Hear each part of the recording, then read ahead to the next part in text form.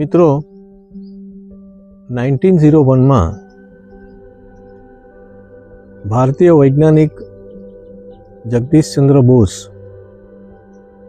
એમના દ્વારા એ શોધવામાં આવ્યું, એ સંશોધન કરવામાં આવ્યું કે વનસ્પતિમાં જીવન છે. The plant has life.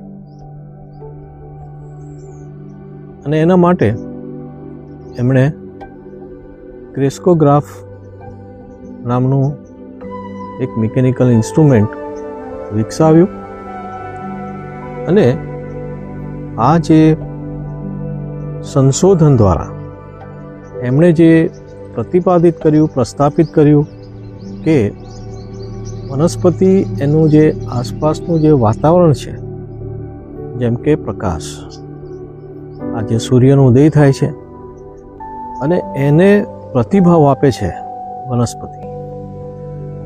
વનસ્પતિ સ્પર્શને, કે એમણે તો સંગીતનો પણ ઉપયોગ કર્યો.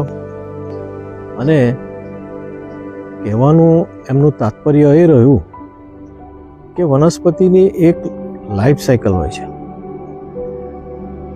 અને એ લાઈફ સાયકલ દરમિયાન એ વૃદ્ધિ પામે છે,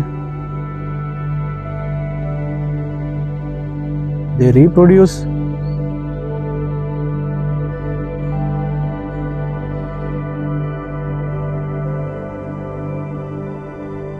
તો વનસ્પતિમાં જીવન છે,